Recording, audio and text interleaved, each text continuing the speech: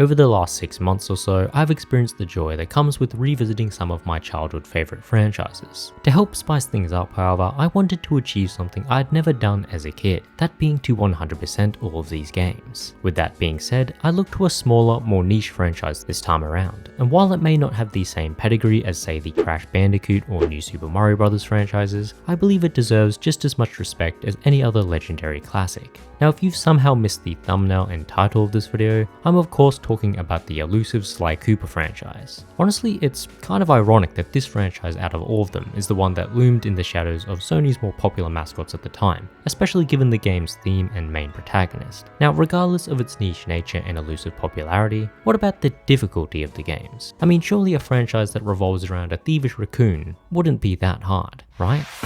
Ah, fuck. Dude, what the f- Oh, piss off. Fuck! Ugh!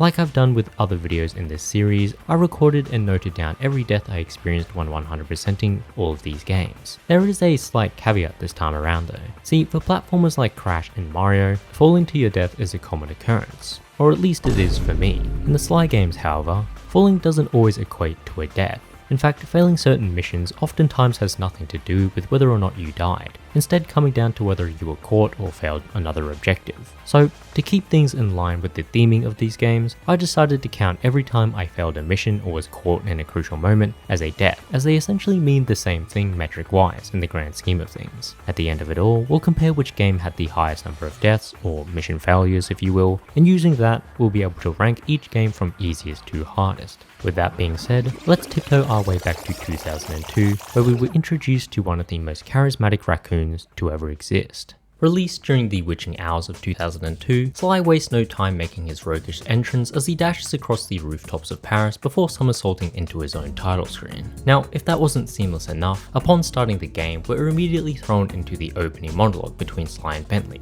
Bentley clues us in on some of the sneaky movements Sly is able to pull off, as well as giving us ample time to play around with the controls. Despite the Sly games being advertised as action-adventure games, I've always felt that referring to them as such almost downplays the complex nature of the games themselves. And as we'll come to see, these games offer far more than your typical action-adventure games. Damn, boy!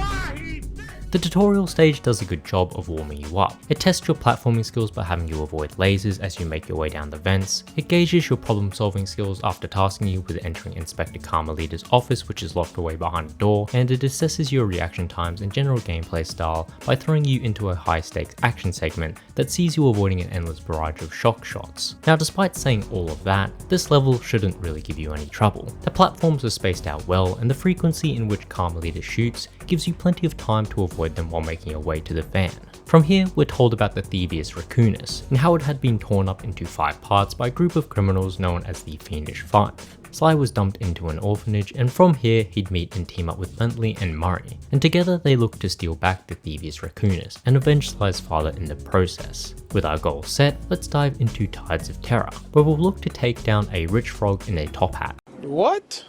Did I mention that this game has an astronomical amount of personality? Gushing aside, this is where the real game starts, as we're flung into our second introductory level. Well, really it's just the first real level, but it acts as an introductory stage for the whole episode. This job in particular introduces the first real set of enemies, as well as the clue bottles. These bottles act as the main collectible throughout the entire game, with each stage having a certain number for you to seek out. Now while these clue bottles were most likely placed as an added incentive for completionists, they are also a perfect example of the game's ability to shift its difficulty level. See, these clue bottles are by no means necessary to complete the game. They are, however, required to achieve 100%. So it was one of my primary objectives when playing through each of these jobs. Now, don't be fooled. Despite this being the first episode, these earlier stages aren't exactly walks in the park. I mentioned just before that from this point on, we'd have to deal with legitimate guards. We'll be avoiding and fighting off everything from shuriken-wielding walruses to card-wielding Dalmatians. And while they all have different abilities, there is one thing that they do have in common. If they hit you, you're dead. Well, That's if you don't have any horseshoes. Horseshoes are essentially the Aku Aku masks of this game, allowing you to tank a hit in exchange for losing it. Thankfully, I had managed to make it through the introductory stage without dying, which led me to the first hub world. These hub worlds contain the core levels of each episode, yet they differentiate themselves from other level select screens in other games through the amount of freedom that they give you. In fact, many of the entrances to these stages require some platforming skill or problem solving to reach. There are also flashlight guards that patrol these hub worlds constantly, which only adds to the overall difficulty of the game.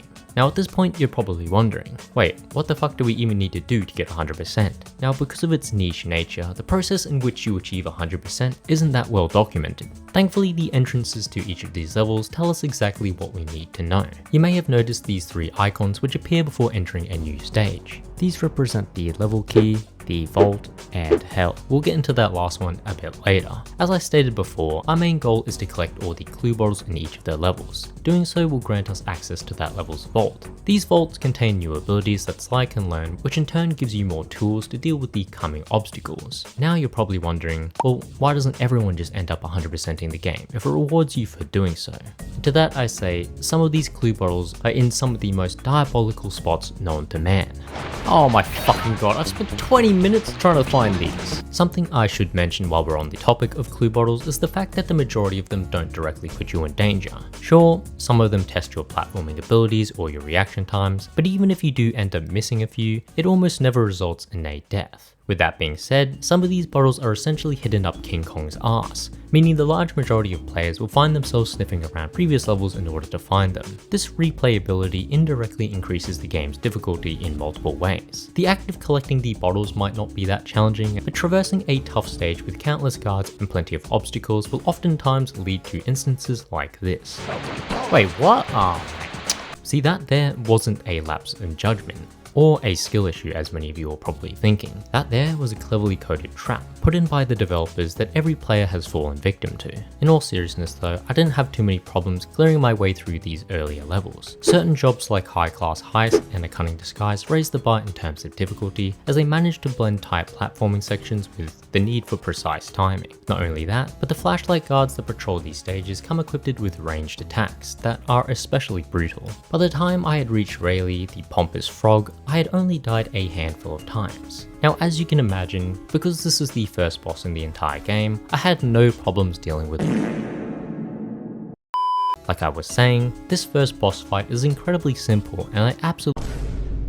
Oh brother! Okay, in theory this boss should be incredibly easy, and in reality he is easy, I'm just shit. It follows the typical formula of waiting out and avoiding the boss's attacks before smacking them to start off the next phase. Rinse and repeat this a few times, and Rayleigh's top hat is... wait, how's it still on his head? Regardless, with him defeated, we've stolen back the first page of the Thievius Raccoonus. This page teaches us a new ability, the Ninja Spy Jump, which will be crucial in the coming episodes. And speaking of episodes, it's about time for us to head on over to Mugshot's domain in Sunset Snake Eyes. I'm just going to tell you guys up front, but this is probably the easiest episode in the entire game. There are a few reasons why I consider this episode to be significantly easier than Tide of Terror. Firstly, the enemies introduced just aren't as threatening. The bulldogs are easy to space out and capitalize on, while the pit bulls simply rush you in melee range, making for easy one-hit kills. The only guards who offer any challenge are the Dalmatians and the Jailbirds. But even so, both of them have incredibly simple attack patterns that can be avoided by simply jumping in place. In comparison, the Shuriken and Welding Walruses would react to your position and their attacks were guarded based on that position, meaning you'd have to bait them out beforehand or jump to the side to fully avoid their attacks. Now the other reason would be the missions themselves. Don't get me wrong, the stages here definitely require more precise platforming than the first episode, but remember,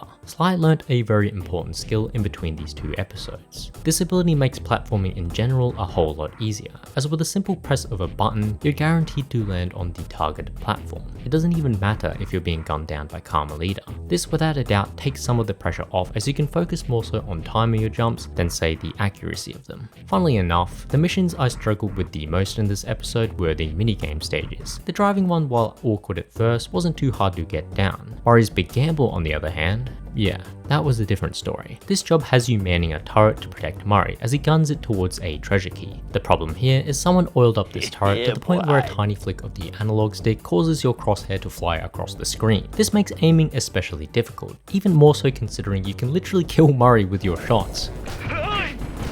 Wait, did I just... oh, for fuck's sake. I then proceeded to turn off the inverted camera controls because why the fuck do those even exist, and after another attempt or two, I managed to pass this mission as well. The remaining jobs were easy enough, and I didn't perish once during them. Back alley heist had some rather difficult clue bottles to obtain, but as I mentioned before, none of them put me in any immediate danger, meaning I could just come back and try again without worry. In hindsight, it makes sense that this mission included some of the harder clue bottles, as the reward from its vault meant that I never had to worry about dying to water ever again, which is something I definitely struggled with. Ah, shit.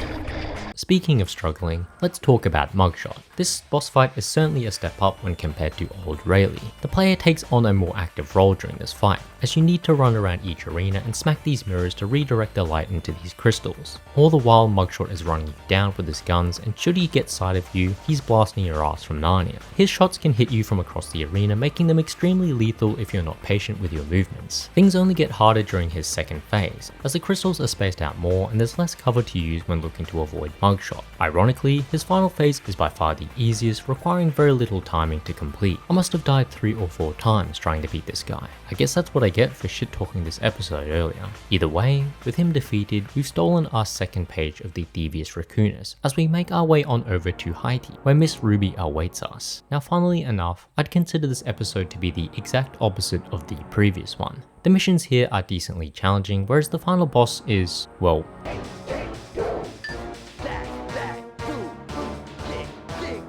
yeah, so the episode boss is a complete joke, but what makes the jobs that much harder? I think it comes down to 2 central points. Firstly, the enemies introduced in this episode are inherently more lethal. Interestingly though, this isn't because of their attack patterns. Instead, it has more to do with the enemies' placements during the levels themselves. See, unlike in previous jobs, the platforming sections in these newer stages are rife with guards. Whether you're swinging between tree branches or frantically jumping across floating platforms, you're constantly teetering on the edge of danger as spiders block your path or fire turtles look to incinerate you with their fireballs. These dangers paired with awkward clue bottle locations make for more challenging stages, and I lost a good few lives trying to collect them all. Now, that's all well and good, but what if I told you that the job I struggled with the most was a simple minigame stage where you simply have to smack 50 chickens? Sure, there's a time limit, but really, all we're doing here is running around smacking chickens. So what could be so hard about... okay, so we've got to avoid these bombing roosters. Should be easy enough. Oh, whoops. Shit. Fuck. I shit you not. This short, simple minigame took me 5 attempts to finally beat. Embarrassing. So, after getting royally fucked by some roosters, I went on to have a dance-off against Miss Ruby. In reality, we're kind of just playing Simon Says with Miss Ruby, where we have to mimic her moves to avoid taking damage. Now, as someone who's played piano their whole life, there couldn't have been an easier boss to put here. And it's made even easier as the required buttons are shot towards you in the positions that match their placement on the PlayStation controller. Like, mate, it's practically impossible to fail. Either way, with another criminal off the streets, or off the swamps, we sneak our way over to the Kunlun Mountains in China, where we have to face off against the Kung Fu master himself, Po. Now, something I've failed to mention until now is that the proportion of what I tend to consider complete jobs decreases the further on into the game you get. I tend to class missions with the clue bottles and vaults as complete jobs, whereas the rest are more in line with short minigame stages. To help put things into perspective, every episode so far has consisted of 8 jobs. Out of those 8 jobs, Tide of Terror had 6 complete jobs. Sunset Snake Eyes and Fish's Voodoo both had 5 complete jobs, whereas Fire in the Sky, which is the current one we're on, only has 4 complete jobs to do. Now, you'd expect these 4 jobs to be harder as a result, but in all honesty, they're some of the easiest in my opinion. The guards present here may be far more aggressive in nature, but they're predominantly melee based, and given everything in this game dies in one hit, you can pretty much swat them away instantly like flies. On top of that, there's no new platforming gimmick here, making traversing these later stages far simpler as you've grown accustomed to the movements of Sly by this point. In fact, the one new ability you learn from the 3rd page of the Thievius Raccoonus allows you to tiptoe around while completely undetectable. And this doesn't just apply to the guards either. You can literally tiptoe through fields of lasers if you so wish. Well, this is easy. The minigames aren't too bad around this time either, as many of them are just repeats from previous episodes. Oh my god, why do I keep doing that? I swear I'm not doing this on purpose. The episode ends with us facing off against Poe and his newly invented flame food. Now I'm not sure how long this dude's been working on this technique, but it fucking sucks. With Poe out of commission, all that remained was Clockwork, who's stationed up in the Krakorov volcano. This is the first episode to take the general structure of the past ones and throw it out the window. See, despite this episode having 7 jobs to play through, none of them resemble a complete job. There's no clue bottles to collect here, as most of the jobs are a mishmash of previous minigames with a slight twist to them. I do think that the overall variety on display keeps players on their toes as you quickly shift from hacking as Bentley to protecting Sly as Karma leader. Ah, this looks pretty cool.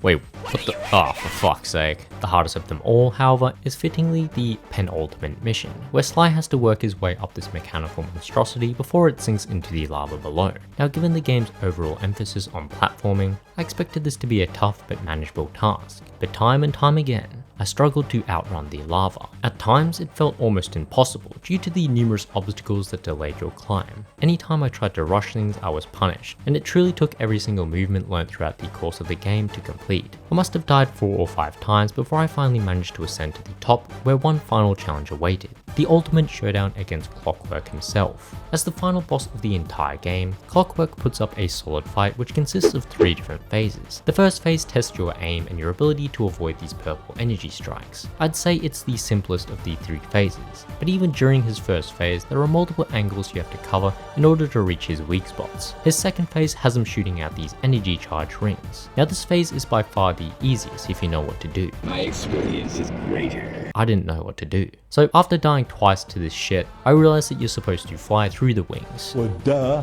Thankfully, you're given ample time to do this, so this phase is definitely the easiest. After Clockwork plummets into the lava below, we still got to platform our way over to his forehead to deal the finishing blow. The only problem is the copious amounts of lasers, fireballs and shockwaves that he's still managing to send our way. Like, bro, surely it's time to call it quits when you're clapped up in the lava. I guess it paid off for him, as he did get me the first time I reached this phase. Avoiding the obstacles is one thing, but remembering to press the circle button to land on the platforms after a jump is another. I did eventually make it to Clockwork's forehead, where I furiously pounded it into oblivion. With him defeated, we can finally open up that last vault and claim the final page of the Thievius Raccoonus. And with that, we've restored the Thievius Raccoonus to its former glory, avenged Sly's father, and 100% to the— Wait, 83%? But how's that possible? No, it can't be. So, apparently everything we've covered so far was merely a tutorial for the real challenge, the Master Thief Sprints. For reference, up until now I had died a total of 31 times, and this here is what my death count looked like after I had 100% of the game.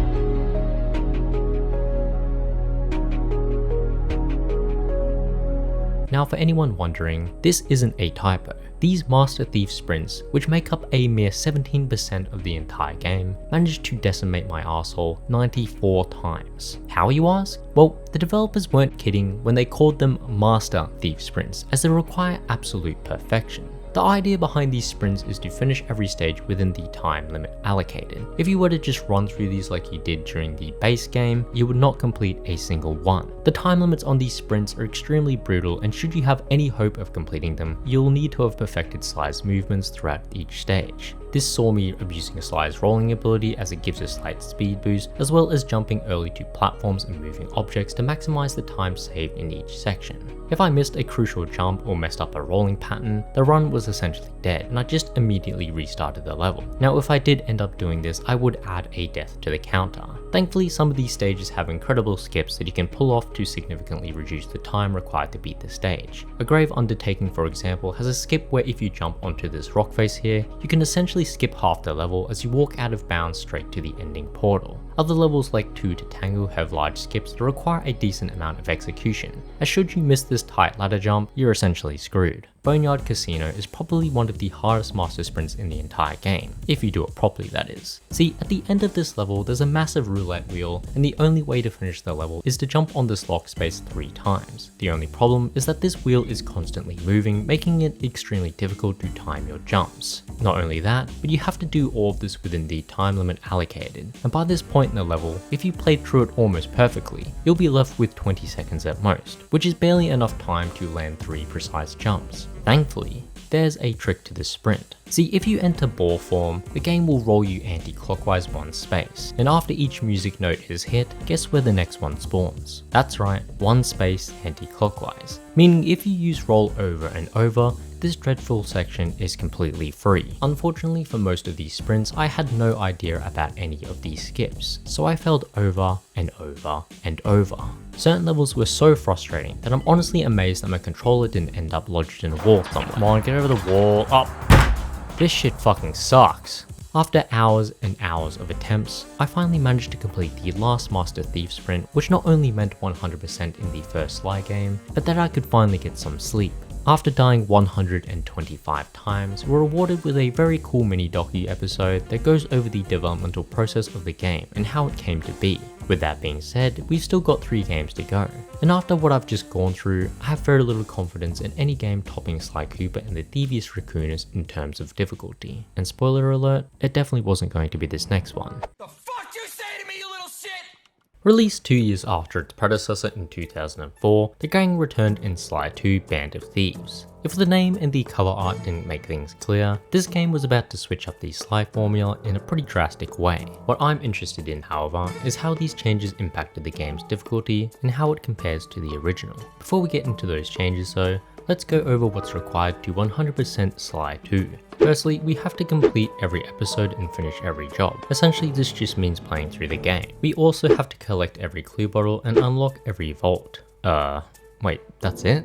Yeah. Sly 2 doesn't have any Master Thief sprints, and while I'd like to think that was because of a few angry emails back in the day, their absence has a lot more to do with the overall design changes of Sly 2. Sly 2 introduced a lot of new ideas, one of them being the use of overworld hub zones. These massive open-ended stages contain everything from the clue bottles to the numerous jobs we'll be undertaking. Like the large majority of the fan base, I prefer these hub worlds as the feeling of exploration you get while navigating through the different parts of each location makes things feel extremely immersive. Almost like you're a part of these big heists as you move between office spaces to underground workshops while completing job after job after job. That being said, these large hub worlds do have one drawback. They make the game significantly easier. Because each episode takes place in one location, this means there are only 8 vaults to open in total. Whereas Sly 1 had an astronomical 595 clue bottles to collect, Sly 2 has a measly 240. Not only that, but because they're placed in the hub worlds, most of them are incredibly easy to reach. There's no falling platforms, no enemies blasting you with fireballs, and no real pressure linked to any of them.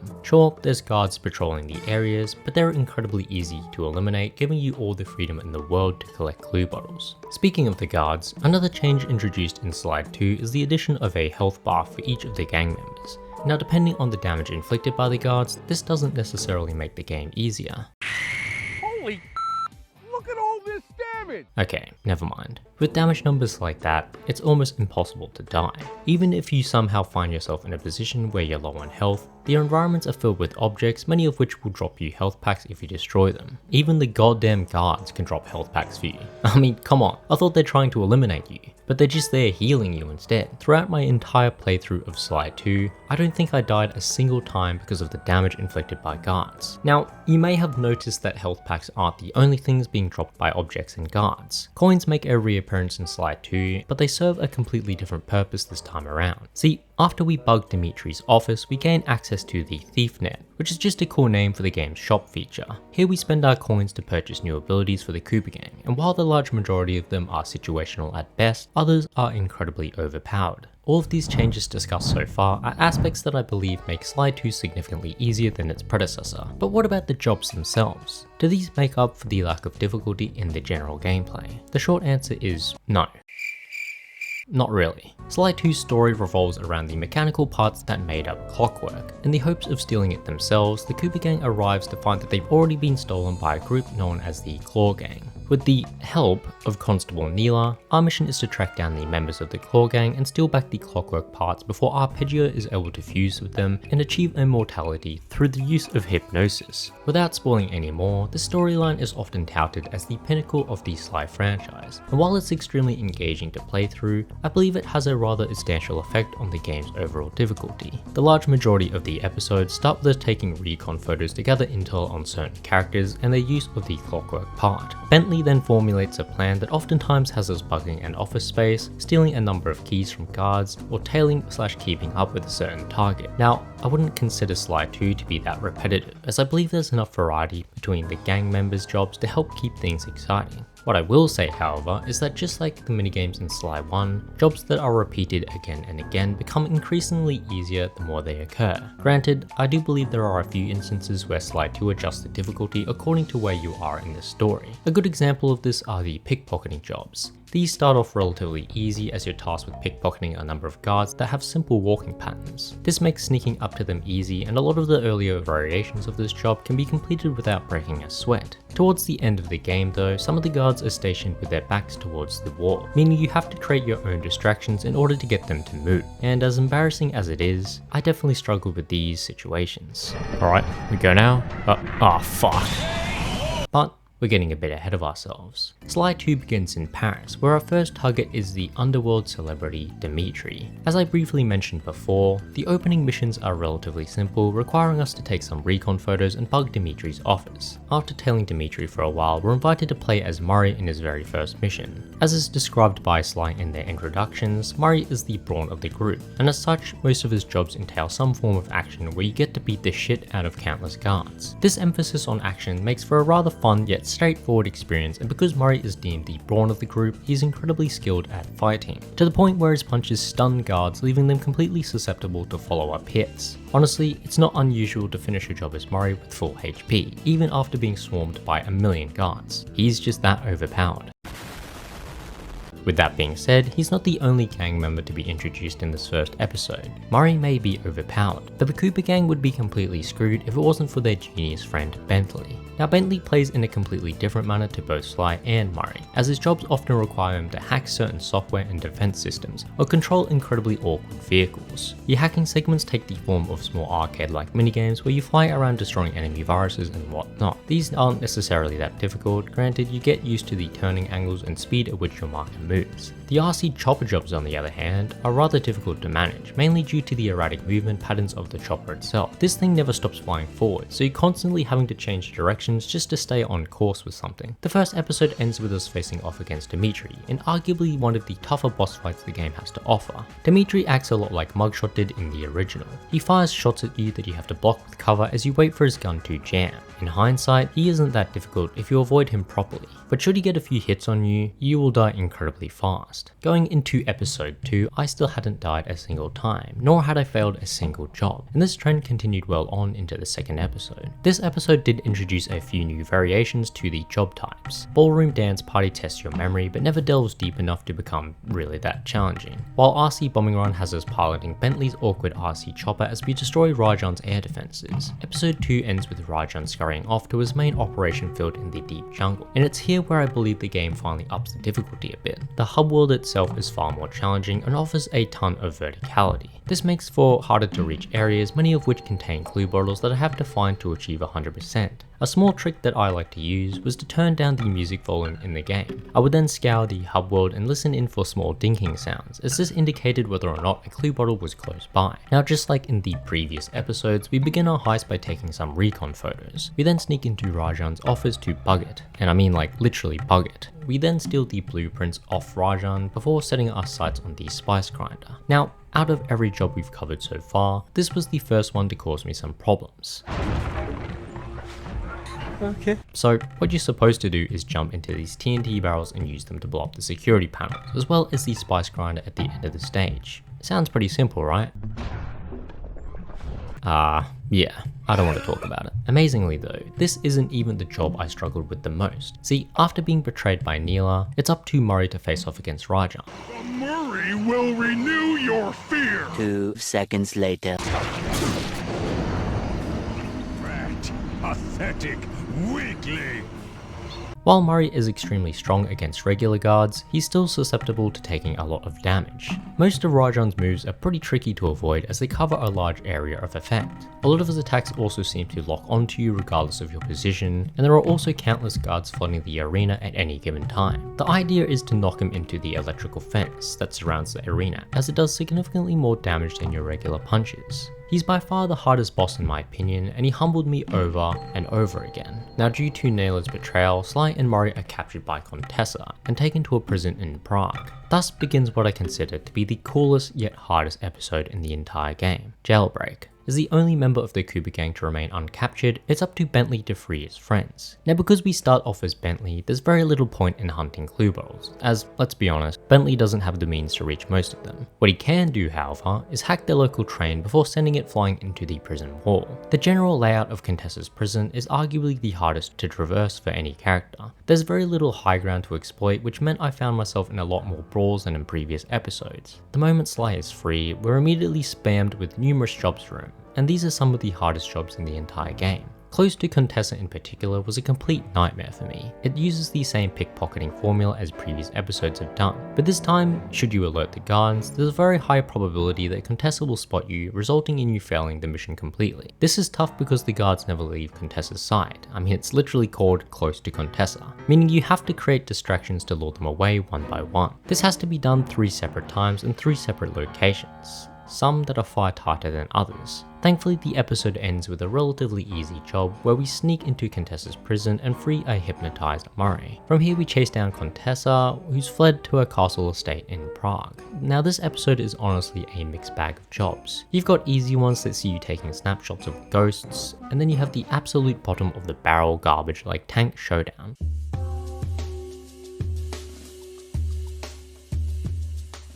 I'm not sure who cooked up these controls, but they've got a fucking twisted mind if I've ever seen one. Bentley also has a relatively challenging platforming job where you're not allowed to get hit even once while carrying this battery. The final battle against Contessa is pretty disappointing though. She barely has 2 attacks, both of which are incredibly easy to avoid. I mean, even if you're caught in her hypnotic attacks, you can simply walk to the side and you will still avoid her attacks. So much for being the big bad warden. Unfortunately, we go from a relatively easy boss fight to some of the easiest episodes the game has to offer. Both of these episodes take place in Canada, a spacious landscape that's predominantly sprawling mountains of snow.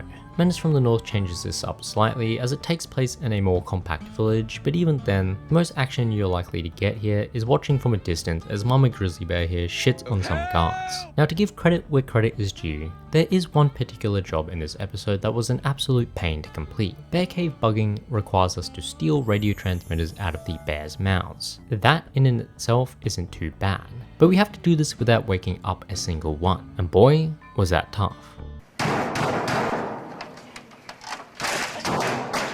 The main culprit behind many of my failed attempts was this final jump. See, Sly is supposed to latch onto this ring here and swing himself across the ice. But for whatever reason, no matter how many times I tried this, Sly just didn't want to grab onto the fucking ring. Must have failed this jump like 4 or 5 times before Sly decided, you know what, I don't want to get fucking mauled by a bear. This shit was fucking torture. The episode finishes with us facing off against Gene Bison, but we run around like a coward while triggering traps as Bentley. It's by no means a difficult boss fight, as John can never truly catch up to you. Every now and then he'll call upon some guards, but there are just so many traps at your disposal that really these are just walking health packs if you need them. With Gene out of the picture, there remained one last Claw Gang member, Arpeggio.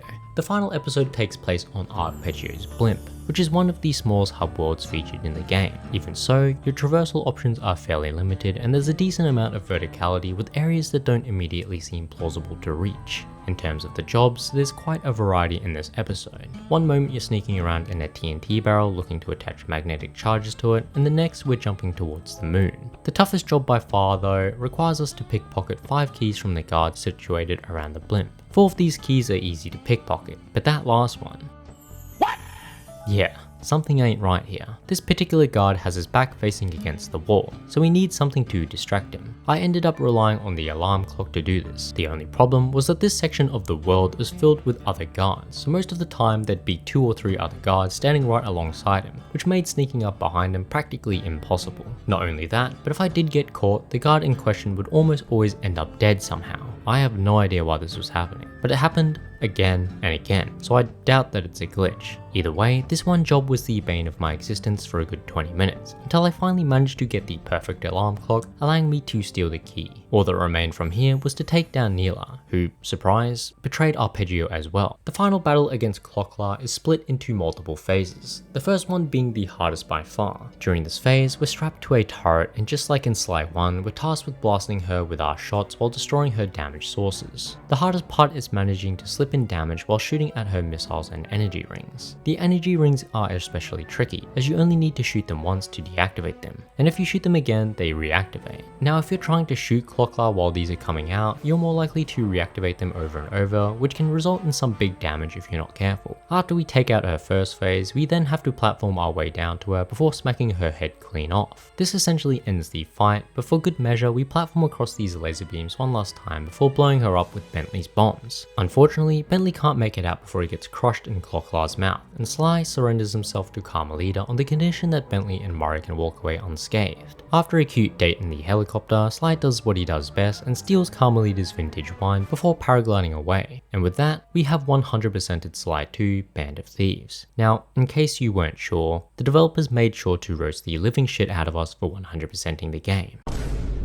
They were really telling us to touch grass back in 2005. With just 29 deaths or failures to my name, Sly 2 seems to be a significantly easier game than its predecessor. I wonder if we can say the same about its sequel. Released barely a year after Sly 2, Sly 3 Honor Among Thieves sees our beloved gang torn apart. Suffering from the immense guilt of not being able to save Bentley at the end of Sly 2, Murray decides to go on a spiritual journey, leaving behind both Sly and Bentley. During this whole process, Sly discovers that his family has their very own vault located on Kane Island. Unfortunately, this island has already been taken over by Dr. M, and due to his tight defensive systems, the only way we'll be getting into that vault is with the help of a few key members, the first one being Murray. Before we delve into the gameplay of Sly 3, let's discuss what's needed to 100% the game. Because Sly 3 essentially replicates the gameplay formula of Sly 2, there are no Master Thief sprints to worry about. Concerningly though, and what I can only imagine is the result of a rushed development cycle, there are also no clue bottles to collect.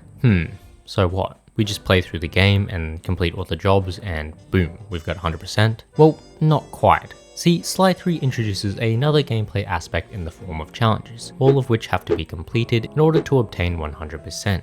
But again, we're getting ahead of ourselves here. Sly 3 begins in Venice, as it's the last place Murray was spotted. It's honestly a shame that there aren't any clue bottles to collect this time around, as the environments in Sly 3 are breathtaking. I think there's so much here that never really gets appreciated due to there never really being a reason to explore around some of these hub worlds. What is a welcome change, however, is the diversity in the job types themselves. See, while Sly 2 often began with the same type of missions episode after episode, Sly 3 makes sure to keep players on their feet, as the first episode has us doing everything from tailing Octavio to blasting ships straight out of Venice's canals. We're then bouncing around the streets as Murray before switching to Carmelita, yes, that Carmelita, as she fends off the Vincennetti gang with her shock pistol. As I said, no mission here is remotely similar to the one before, meaning players have to adapt from job to job. Now that being said, because this is the first episode of the game, none of these jobs are excruciatingly difficult. As I mentioned before, Sly 3 builds on top of Sly 2's formula, meaning we've got our trusty health bar back and plenty of heals to keep us topped up.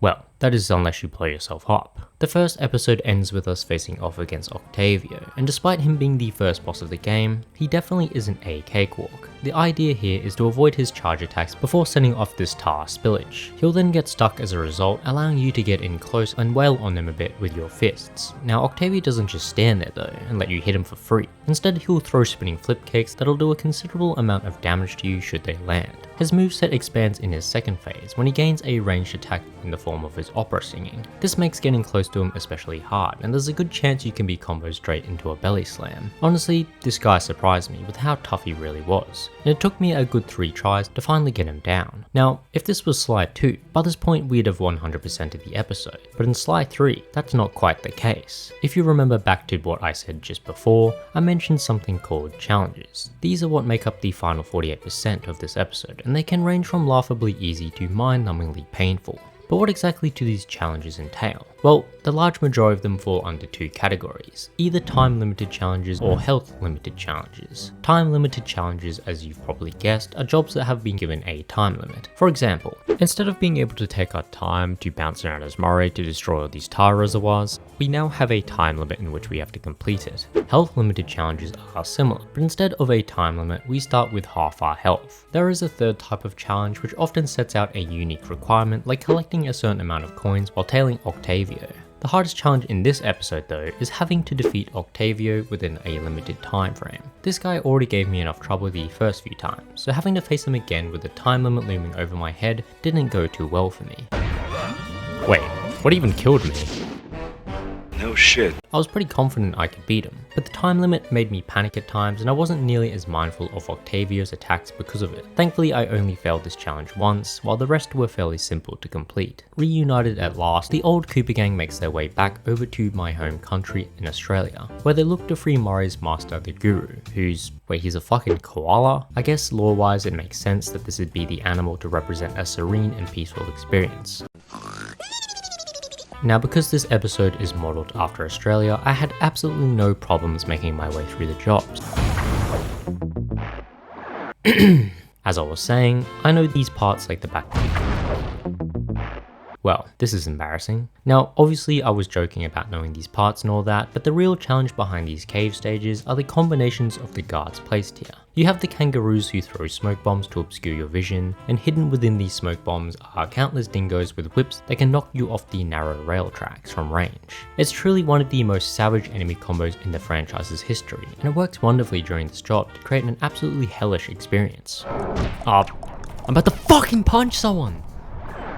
Unfortunately, outside of these two dark cave jobs, the rest are a complete cakewalk. Guru has a pretty fun ability, but none of the jobs that require it have any challenging sections to them. Even the boss fights in this episode are a letdown. The first one simply requires you to run around until your gang stuns him for a free hit, and the Mask of Dark Earth can be completed in, I shit you not, 1 minute if you're good. All you really have to do is climb up Carmelita twice, and how is this even a boss fight? These concerns are echoed in the challenges as well, with the large majority of them being just as easy as the original jobs. The only ones that are remotely difficult are the same cave jobs from before, but this time they've added a kill requirement to them, meaning you can't just simply run through all the guards to complete the job. Safe to say, I got my fair share of ass beating during these challenges. Now, as dramatic as I'm being here, by this point in the game I honestly hadn't died too many times. That was until now. Welcome to Flight of Fancy, or as I like to call it, Flight of Cancer. I'm not even sure what it is about this episode, but I struggled with pretty much every single job. I was caught by the Black Baron when trying to lower the drawbridge. For the life of me, I couldn't control this fucking RC helicopter, nor could I aim any of its claw shots onto the guards below. Heck, I couldn't even glide from blimp to blimp properly. Twice. I got my ass handed to me by the giant wolf, and worse yet, I couldn't even sneak through the simple stealth segment without alerting the guards. This was definitely a low point for me, but it wasn't the lowest. See, after nailing the Black Baron in the final round of the Aces competition, we're set to take him on in a one-on-one fight. A fight that I definitely wasn't prepared for. The Black Baron's fighting style is somewhat similar to Octavio's. He's got a few moves at his disposal. Some require a wind-up like his uppercut, other times he just plants his feet before instantly railing you with some straight punches, and he's got this sort of charge move that completely flattens you. Now in order to beat the Black Baron, you essentially can't stop moving. Your best bet is to get a hit or two on him before jumping away to avoid his deadly hits. His punches by far are the most threatening, as there's very little wind-up behind them and they can instantly just, well, yeah. There were countless instances where I just got destroyed without being able to react, and considering we beat her ass without breaking a sweat, Penelope was happy to join our gang. Now, because I had already spent so much time failing on each of the jobs here, I had essentially perfected how to complete each of them. This meant that even with half the HP or a time limit, I was able to breeze through most of the challenges here. Regardless, with Penelope recruited, I think it's about time we ventured on back to meet with a familiar face. Now, you may recognize this panda from the original Sly game, and boy oh boy, has that one defeat left him in complete denial. We whooped his ass so bad that this guy has been fighting mirages of us in his imagination for the last 3 years. Talk about living rent free, am I right? this does mean we have to replay that exact fight again. And if you're thinking something's changed since then, you're wrong. This guy's flame fu technique is still dog shit. I don't know what to tell you. What is ironic though is that we've gone from what I consider to be the toughest episode in the entire game to what I consider to be the easiest. None of the jobs present here are that hard. I've seen people complain about the RC chopper or Penelope's RC car. While the controls on these vehicles aren't exactly pleasant, I didn't really struggle with the jobs they were a part of. In fact, the only thing that stumped me was General Tsao himself. This guy is arguably the hardest boss in the entire game. No, fucking scratch that, he is the hardest boss in the entire game. He's one of the few bosses where I consider both of his phases to be challenging. His first phase involves soaring across bamboo shoots to smack him while he himself is leaping across them. You're given one opportunity per leap to change directions mid-air, and while it may sound easy in theory, being able to time these directional changes to coincide with his leaps is far harder than I initially thought. If you're too early, you'll most likely run into his spiked shield. And if you're too late, you'll probably miss him completely. On top of that, you have to deal with the copious amounts of fireballs he spews out afterwards. Now if that wasn't bad enough, each time you hit him, he spends less and less time in the air, making timing your dashes even harder. So after dying to this guy about 3 times in his first phase, I finally managed to defeat him only to realize that there was another phase. And this one, in my opinion, is far harder than the first. For this, I adopted the same strategy I used against both Octavio and the Black Baron. I'd move in quickly to get a hit or two on him before backing out to avoid his spin attack. This works for about the first 50% of his HP bar. After that though, he starts using some incredibly annoying moves, like these zombie hands that will hunt you down constantly if you're on the ground. The idea here is to jump between these bamboo shoots to avoid them. The only problem is this guy will constantly turn into a wood chopper and slice down the bamboo you're standing on. If you're caught lacking and you don't jump off that bamboo before it gets sliced, you're getting fucked up in an insane combo. The other ability he has is this ethereal dragon attack that soars up into the sky. As you can imagine, this is the opposite of the zombie hands, and should you be in the air when he launches this, you're getting cooked. General Tsao was the first one to hand my ass to me on a platter, and after another 5 deaths or so, I finally managed to defeat him. Ah, you gotta be fucking kidding me. I take it back. There's no way in hell this is the easiest episode. I want to die. Thankfully, from here we get to move on to my favorite episode by far, Dead Men Tell No Tales. Now, you're probably wondering, what makes this episode so great? Well, thank you for asking. What if I told you that we get to sail across the 7 seas, we get to engage in naval combat against other ships, go on literal treasure hunts with a fucking treasure map, we get to hunt down hammerhead sharks underwater, and then face off against a goddamn kraken. Like guys, is that not the coolest shit you've ever heard? No. Anyway, the episode begins with us learning the slang of the pirates, something I'm apparently not very good at. You're a marooned, scurvy-ridden sack of maggots. 'Tis already been said. Huh? What do you mean that's already been said? There's no fucking shot anyone has ever said that in their lives. From here we steal the treasure map before setting out to sea to engage in some naval warfare. Now, I remember struggling with these battles as a kid, but I seemingly got the hang of the controls pretty fast this time around. As you can imagine, the more enemy ships we have to deal with in one single battle, the harder it is to come out victorious. There were certainly a few close calls when going against 3 or 4 enemy ships in particular. Even so, I managed to get through it all without being sunk. Well, at least until the Kraken fight. Oh my, wait, did I jump into that? Honestly, I have no idea what I was doing here. This fight is incredibly easy as long as you pay attention to the shadows cast by the Kraken's tentacles. As long as you're able to avoid them, you should have no problems dispatching this mythical beast. With the Kraken now on our side, for some reason, the last obstacle that stood in our way was Lafui himself, and who better than Penelope to beat him in a sword fight? Okay, I need to remember the controls first. Realistically though, this boss fight is incredibly simple. Lafui only has 2 attacks and 2 blocks, and once you've learnt how to dodge his attacks, and which attack breaks his counters, he's toast. As for the challenges for this episode, the only one that could give people some trouble is having to sink 5 ships without any health packs to back you up. Now, in theory, this sounds incredibly challenging, but in reality, it really isn't. See, you don't have to fight all these ships at once. Instead, you can go around and take on the ships in a one-on-one naval battles, which is far easier to manage. Completing this episode also unlocks a treasure map challenge for all the other episodes. None of these are particularly hard though, as all you're doing really is just following instructions. The hardest part is honestly just figuring out where the starting position is. With our pockets filled to the brim with treasure and our gang complete, it was finally time to travel to Kane Island in hopes of unlocking our family's vault. This episode starts off relatively easy as we blast our way through Dr. M's monstrosity with Carmelita. We then surf across the seas on some sharks before diving into what I consider to be the worst job in the entire game. In this one we play as Dimitri, and we have to dive into the depths to recover Sly's cane. Before we're even allowed to get our bearings though, we have to start mashing buttons to move out of the way of these pinches. And when I say mash, I mean you literally have to mash the face buttons in order to move in that direction. This isn't just a test of reaction times, but also muscle stamina, as these pinches only get faster throughout the course of the job. Honestly, the only way I managed to get around this was to memorize the positions of the pinches. And even after that, it still took me a good few attempts as my fingers started to go numb from all the mashing beforehand. The worst part is that this is only the first half of this job, as we then have to face off against Dr. M in this massive angular fish thing.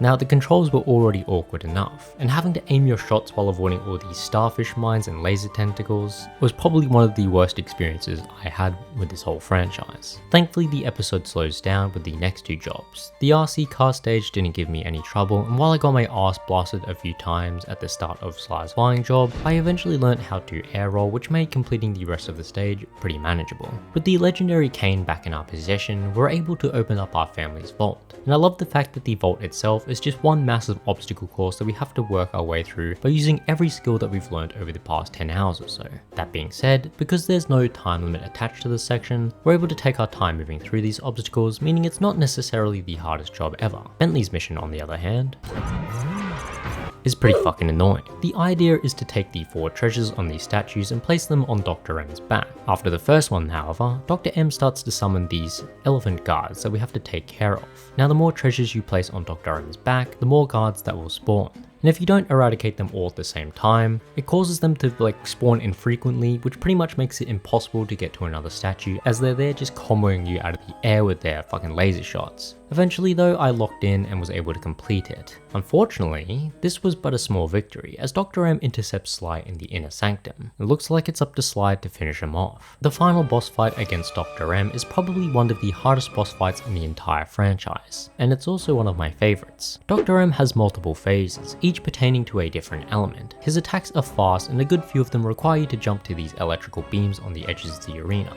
The fact that this boss implements elements of platforming into its gameplay already takes it to the next level in terms of Sly bosses, and in this case, it certainly raises the difficulty of the fight. His first phase is a good learning process, where you're able to gauge his attack patterns and how to avoid them. His second and third phases though turn up the lethality of each of these attacks. His charge attack, for example, will start to leave elemental trails behind him, and his jump attack causes a small shockwave to fan out across the arena. Now, the real challenge is being able to slip in your own attacks while avoiding the copious amounts of dangers he throws out. He definitely lives up to the expectations of a final boss, and it took me a good few tries to finally get him down.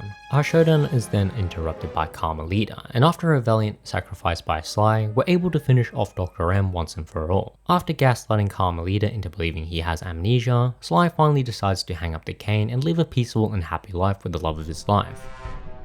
Now in typical Sly fashion, just because we've seen the credits roll doesn't necessarily mean we've achieved 100%, and in this case, we've still got a good few challenges to complete. Thankfully, the developers at Sucker Punch knew better than to make a challenge out of Dimitri's diving stage. I'm telling you, this video probably wouldn't have existed if that were the case. Instead, a lot of the challenges offered here are for the more tamer jobs. The challenges involve things like defeating the monstrosity under a certain time limit, blowing up a specific number of vehicles with our RC car, and defeating Dr. M in his flying machine within a certain time limit. All of these are relatively easy, but there was one that definitely caused a droplet of sweat to form on my forehead, and that was Battle Against Time, which requires us to beat Dr. M before time runs out. Now, in reality, the amount of time they give you is far more than you need to beat Dr. M, but just the thought of running out of time often caused me to make rash decisions which caused another dumb death. Thankfully, I managed to calm down on my second attempt and put an end to this strange mandrill. At the end of Sly 3, I died or failed a total of 53 times. This places it right in between the first 2 games. Definitely harder than Sly 2, mainly due to the challenges and boss fights, but nowhere near as challenging as the original, which leaves us with one last game, and to some, it's their favourite. Yeah, so despite it somewhat reviving the franchise back in 2013, this game didn't have the smoothest landing, with many fans believing it to be the weakest of the whole series. I, for one, enjoy Thieves in Time, but I'd be lying if I said that there weren't a few elements that I hated coming back to, especially when most of them have a direct influence on obtaining 100%. But what exactly do we need to do to achieve 100% in this game? Well, you'll be happy to hear that clue bottles have made their triumphant return to the series. We'll also have to collect every treasure as well as a new collectible in Sly masks. As is customary in every Sly game, we'll have to complete every job as well as open every single vault. Finally, we'll have to obtain every single trophy the game has to offer. Only then can we say that we've officially 100%ed Thieves in Time. Thieves in Time picks up where Sly 3 left off. Sly and Carmelita are still happily dating, but not even that can help cure Sly's withdrawal symptoms. During this whole ordeal, Bentley notices that the techniques contained in the Thievius Raccoonus are slowly being erased by someone. Thankfully, he'd managed to build a time machine in his spare time, and by using it, we'll be able to stop history from being rewritten. Wait, what? Okay, so the story doesn't really make much sense, but what about the gameplay?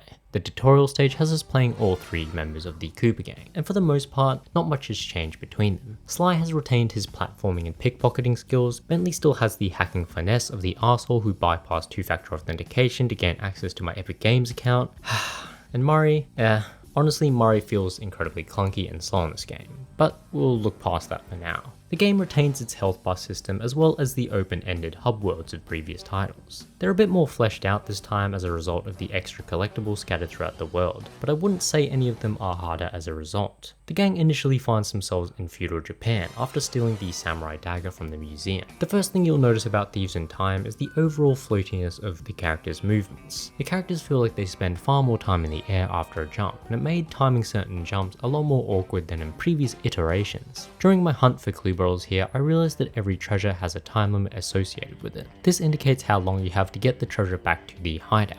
With that being said, I do believe that the large majority of the treasures in this game have extremely reasonable time limits. Now, one thing that didn't immediately cross my mind when I was playing through Sly 4 was the sizable impact these treasures had on the overall difficulty of the game. See, these treasures aren't just some useless collectibles. Each one awards us with gold coins that can be used to buy power-ups and abilities. See, in the previous titles, I struggled to afford most of the power-ups offered, so I had to carefully decide which power-ups I needed and which ones I could do without. Here though, it's a completely different story, as I essentially went into each episode with every power-up available. Just for comparison's sake, in previous titles, Silent Obliteration was a power-up that was made available towards the latter half of the game. This made sense considering it was an extremely powerful upgrade which helped tremendously with stealth missions. In Sly 4 though, we're barely, an hour into the game and I've already somehow purchased it. This means for the rest of the game, I'll be able to do stealth kills without alerting any of the other guards. I'm sure you can imagine how impactful that kind of thing is, especially when we're talking in terms of difficulty. Another aspect I should mention is the atrocious enemy AI. In previous titles, guards would alert each other to the point where you'd end up getting swarmed if you weren't careful. In Sly 4 though, they hardly do this, and even if you do get spotted, they'll chase you for maybe a few seconds and then give up completely. They might as well be cosmetic at this point, because they don't pose any sort of threat. Regardless, because it's the first episode in the game, most of the jobs in Feudal Japan are relatively simple. After taking a few recon photos, we're tasked with stealing a samurai outfit. Now these outfits are special costumes that come equipped with extra abilities, and these abilities aren't just applicable to those specific jobs either, as they play a crucial role in obtaining 100%. See, in each of these hub worlds, there are numerous doors that can only be opened using the 5 outfits collected throughout the game. In this case, now that we've acquired the samurai outfit, we can deflect this fireball back into this door, revealing a hidden treasure behind it. Distractions aside, we sneak our way into the Imperial prison, where the prisoners are being tortured within an inch of their lives. After breaking Ricci out of prison, we're given an opportunity to play as him, and this here is the main gimmick of the entire game. And throughout our journey, we'll get to play as numerous ancestors of Sly. Now, while this is a pretty cool feature, it doesn't have a drastic effect on the game's difficulty. In fact, the Ancestors playstyle is so similar to Sly's that they're actually some of the easiest characters to learn. Sure, they've each got their own special abilities, but they're only used in specific situations and they're also incredibly overpowered. Ricci, for example, is able to quickly leap from one spire to another with his leaping dragon ability, essentially nullifying the need for any type of platforming. The rest of the episode introduces a few more gameplay elements, namely motion controlled hack sections, which are fine for now, emphasis on the now part, as well as these rhythm type minigames where we need to press the face buttons in time with the music. Now, What I will say is that there are parts in Sly 4 that are just as brutal and unforgiving as the first game. These flamethrowers, for example, don't just damage you like they probably would in Sly 2 and 3, they incinerate you completely. And in case you didn't understand me the first time, I decided to demonstrate this again. Bro, I need to stop running into this. Oh, I'm just gonna say I'm doing it on purpose for the video. I'm definitely not coping. Now, outside of these 2 deaths, I managed to make it all the way to El Jefe's fortress without dying. And after pummeling our way through the enemy defense line, we come face to face with the big man himself. And it's here where we have an epic show. Wait. Fuck this shit, I'm out. Now, in typical Sly fashion, El Jefe is a reasonably challenging first boss. The fight is split up into multiple phases, the first one starting the moment he jumps away. We've got to platform our way over to him while dodging the fireballs that he launches towards us, and upon reaching him on the first platform, the first real phase begins. One thing I do enjoy about the boss fights in Sly 4 are the fact that they incorporate the outfits obtained during that particular episode into the fights themselves. In this case, we need to use the samurai outfit to withstand Jefe's firewall attack. Now, as we'll come to see, the large majority of the bosses in this game follow a pretty similar pattern. That pattern being to wait out and avoid all their attacks before getting to wail on them for a little bit. In Jefe's case, this sees us dodging everything from massive lightning slashes to quick side slashes. We then get to deflect his last fireball attack, which stuns him for a bit and allows us to get some hits in. He's got quite a few moves to learn, honestly, and because I've actually never played Sly 4, I perished twice while learning him. Our next stop was out to the west, where we're once again tasked with saving our ancestor, Tennessee Kid Cooper. Now, I know I mentioned that the hub worlds weren't challenging earlier, but this one had a very threatening enemy in it. Okay, in all seriousness, the jobs located in this area are by far the easiest so far. Just like we'd done in Feudal Japan, we promptly rescued Tennessee before getting to play as him. And let me tell you, as if this franchise didn't hit enough genres already, we've now got a third-person shooter on our hands. I would say that this tests the player's aim, but apparently every gun in this game comes equipped with aimbot. Now, if the mere thought of even aiming in the general direction is too much for you, he also comes equipped with a crack shot ability that pretty much locks onto 6 targets at once, and it also one-hits guards. I mean, need I say more? Calm Leader as well can't seem to miss a shot because of this damn aimbot, and even the bloody turrets have fucking aimbot built into them, just completely negating any sort of challenge any of these fucking jobs have. I hate to say it, but the only somewhat challenging segment of this whole episode was the final battle against Toothpick himself, and a lot of that difficulty came from me not knowing the fight and having to learn it as I went. Even then I only died once before managing to take him down. Now, after nearly falling to our deaths, we managed to warp to the distant past, and when I say distant, I mean 10,000 BC distant. This land houses the very first ancestor of the Cooper bloodline, and in typical Sly 4 fashion, he's been captured and requires our help.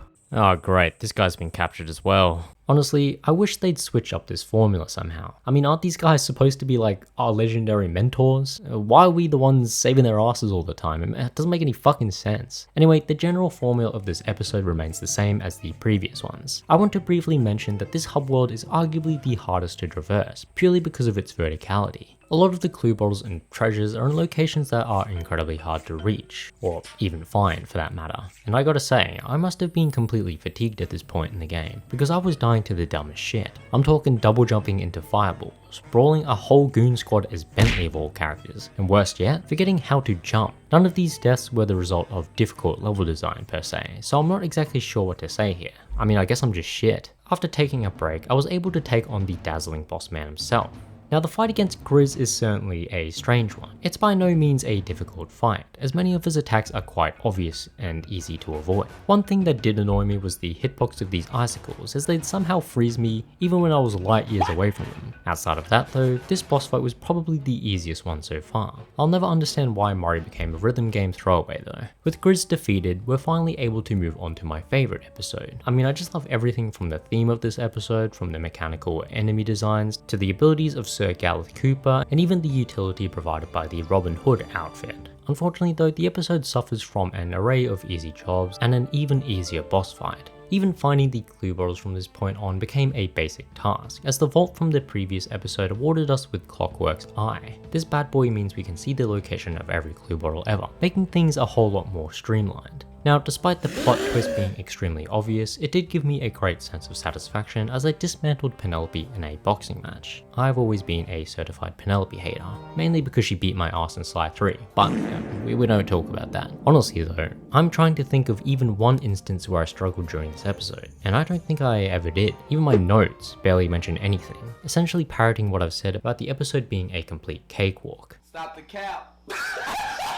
Safe to say, I was feeling pretty confident going into the final chapter, a feeling that would last a whole 60 seconds. Fuck. Now, again, I wouldn't call any of the jobs in this episode particularly challenging, at least when completed normally. Because I was nearing the end of the game, I started to turn my focus towards the trophies, and to my surprise, a good few of them were linked to the jobs in this specific episode. Suddenly, jobs like Up in Smoke became much tougher because of the trophies attached to them. Okay, I'm not allowed to take any damage here. Oh my fucking god. I also decided to complete some of the broader trophies like Downgrade, which honestly was a pretty stupid idea now that I think about it. By far the hardest part about this particular trophy was dodging all the upgrade materials as I needed to stay at level 1. The last trophy I want to talk about is Hubba Hubba, an achievement that relies solely on your ability to shake Carmelita's ass. So, I mean, if you're not into that, then I'm afraid you'll probably never achieve 100% in this game. But that's okay, because I'm into that. Apart from that though, the rest of the episode went swimmingly. Oh, I'm stuck on a fucking loading screen. The episode ends with us facing off against Miss Decibel, who's probably the hardest boss in the entire game, which is kind of surprising considering we can literally slow down time during our fight with her. Dodging her regular attacks is simple enough, but surfing your way up these clefts? Yeah, it's torture. As broken as slowing down time sounds, it never lasts long enough to make it all the way up, meaning you have to let it recharge from time to time. Not only that, but there are literally invisible points on this fucking thing. Never again. Huh? Huh? What? What's going on? There's nothing there! There's nothing there! This paired with me forgetting to hit circle after jumping, or slide jumping over the line I wanted him to onto the other one just to get rolled straight away, meant that I died countless times during this fight. After what felt like a millennia, we were able to deal the final blow to Miss Decibel, finally putting her out of commission for good. That meant there's only one challenge remaining. It was time to deal with the paradox.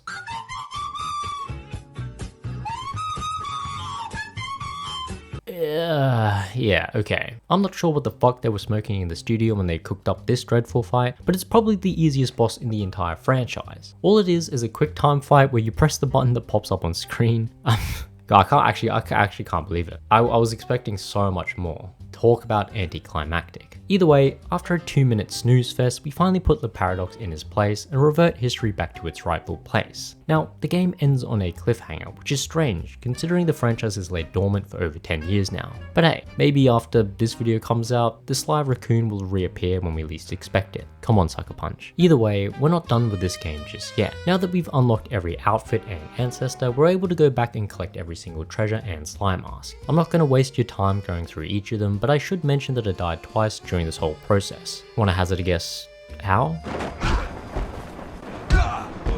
Dumb mistakes aside, the last thing we've got to do is achieve every trophy in the game. Now the trophies I had left can be split up into multiple categories. There are character specific trophies like slamming 100 enemies with Moray, job specific trophies like scaling the Dragon Lair in under 90 seconds, and cancer trophies, which were so rage inducing that I literally get goosebumps thinking about them. The worst of these was without a doubt 8-Bit Bentley, which requires us to beat every arcade's high score. Now this might not sound too bad at first, but then you realize that you have to play almost perfectly to achieve scores as high as Bentley did. I failed these arcade missions so many times that I literally lost count. I mean, who thought it would be a good idea to include the motion controlled arcade game in this fucking trophy? Fuck. Dude! Oh, come on, Bentley, fuck off! Other trophies that gave me trouble included Apollo Wins, which requires us to get the perfect workout during Bob's training montage. The main culprit holding me back here was the flying target minigame.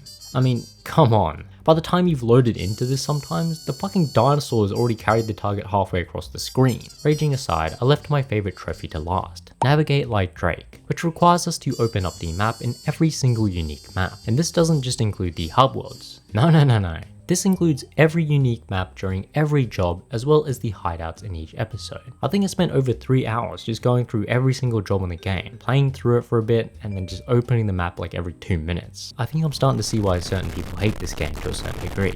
Either way, after that painful experience, I'd finally platinumed Sly 4, and it only cost me 67 deaths. And with that, we have officially 100%ed every Sly Cooper game. The only question that remains is how do they stack up to each other in terms of difficulty? Now, to my surprise, Sly 2 came out as the easiest of the bunch, and I think a lot of that has to do with the lack of endgame content. I mean, you can't even go back and replay the missions for some reason. Sly 1 had Master Thief sprints and Sly 3 had challenges. Sly 2's only requirement outside of just beating the game was to collect every clue bottle and open each of the vaults. Next up was Sly 3, and as I said before, a lot of this game's difficulty can be attributed to its tough boss battles and the extra challenges on the end. That being said, the majority of the base game jobs are relatively easy, leaving it in 3rd place. Sly 4 or Thieves in Time comes in next with 67 deaths. Sly 4 is similar to Sly 3 in that a lot of its base game jobs were pretty easy to complete. The only reason Sly 4 beat Sly 3 was because of the length of the game and the sheer number of collectibles and trophies we had to collect. Those arcade segments and motion controls are going to give me nightmares for the next few weeks, I can just tell. And finally, the hardest Sly Cooper game to 100% is without a doubt the original. What's funny about this though is that this achievement can single-handedly be attributed to the Master Thief sprints. I'm not sure which sick bastard at Sucker Punch thought these were a good idea, but they definitely owe the fans of this franchise a good few PlayStation controllers, because these were absolutely brutal. And there you have it. Those are the final placements from easiest to hardest. If you enjoyed this video, please do give the video a like and consider subscribing. I had an absolute blast revisiting Sly and the gang, and I hope you all enjoyed the journey with me. With that, I hope you all have a great rest of your day, and I hope to see you all in the next video.